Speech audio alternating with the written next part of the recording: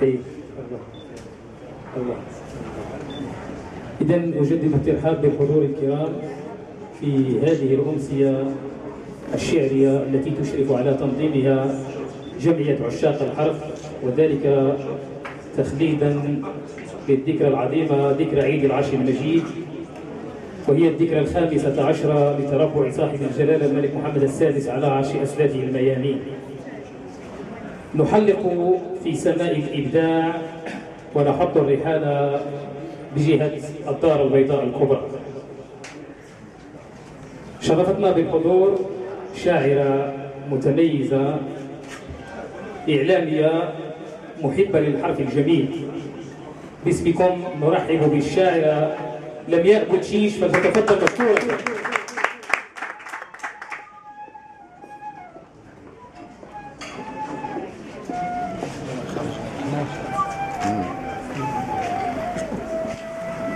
مساء الحب، مساء الحرف الجميل، تحية ود وسلام لكل الأحبة.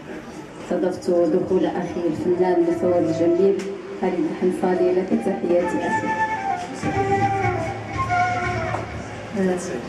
كوني إعلامية أكثر مني شاعرة يسرون كما قال أخي مشكورا أستاذ جعفر الوراقي البشوش صاحب الابتسامة الجميلة، بأني شاعرة. لست بالشاعرة بل بالعاشقة للحرف الجميل، أكتبه بصدق وأقتسمه مع وجوه جميلة كالتي أرى أمامي، وهذا شرف والله كبير لي أن أتواجد هنا بينكم بالرباط بهذا الفضاء الجميل.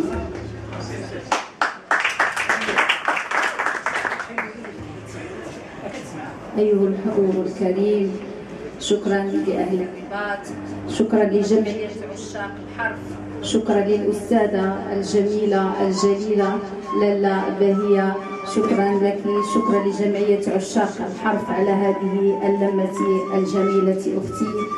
أنتم غمرتمونا بفرحة كبيرة هذه الأمسية، اتركوني أقول لكم ينتابني شوق عارم فيخفق قلبي لهبة شعر كلما حلقت بين أحضانكم.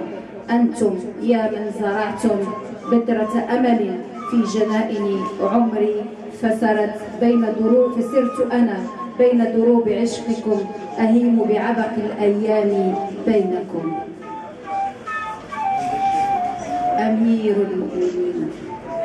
أمير المؤمنين سليل الأشراف، سبط خير المرسلين، هو ذا العيد أهل على مغرب الأنوار، الذي ينعم في عهدكم يا مولاي بالأمان والإطمئنان.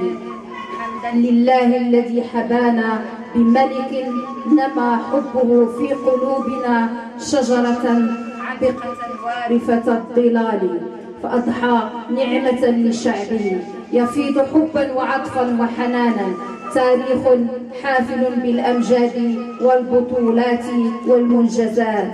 عرشكم يا مولاي ترحال في ربوع الوطن، يزرع الأمن والبناء في كل موقع تحفه رعايتكم المولوية. تسمعون نبض كل فرد من أبناء شعبكم الوفي للدوحة العلوية الشريفة. يا ابن الأكرمين سطع نجمك في المحافل والآفاق، عشقك الجميع واحتضنك كل من شملتهم بطلعتك البهية أينما حللت وارتحلت.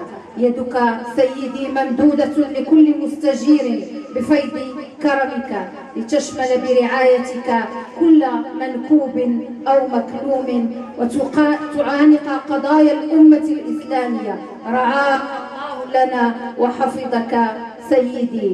هو ذا العيد أحبتي، هو ذا العيد عيدان، عيد فطر وعيد عرش، فباتت الفرحة فرحتان. ما أسعدنا بروعة اللحظة وانتشائها، بزمن نعيش في كنف الشرفاء اللبنية، الشرفاء العلويين حبا وخيرا ورفاها واستقرارا وأمانا. هو المجد أنت صانعه، والنصر أنت فاعله، والحب أنت صاحبه. فكم يا ترى يلزمنا مولاي من الزمن كي نوفيك بعضا من عطائك وكرمك وحنانك. اللهم نحمدك الذي سماك محمدا فصرت للمؤمنين أميرا، سما شأنك فكنت مفخرة لنا بين الأمم، تجوب الربوع مطمئنا لا تخشى في الحق لومة لائم.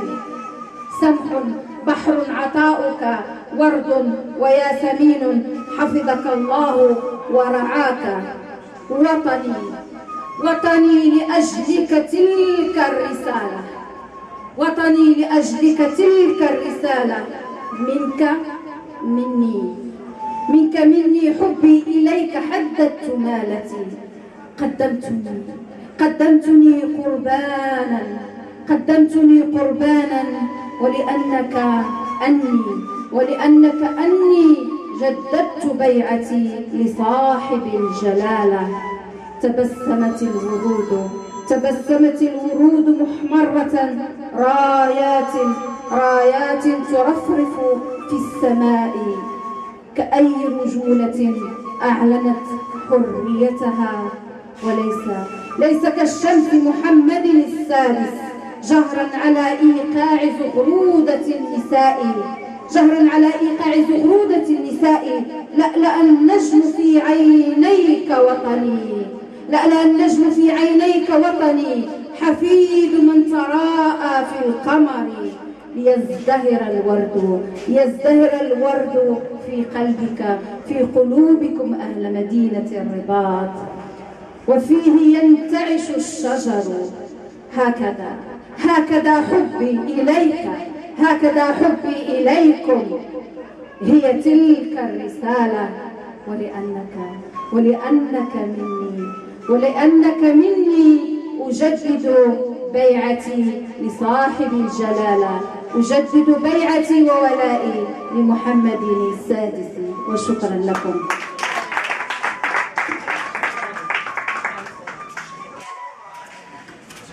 بارك الله فيك أستاذتي الجليلة لميا بوتشيش على هذه القصيدة الأروع من رائعة. سلمت يمناك ودام قلمك متألقا بروحك المثالية.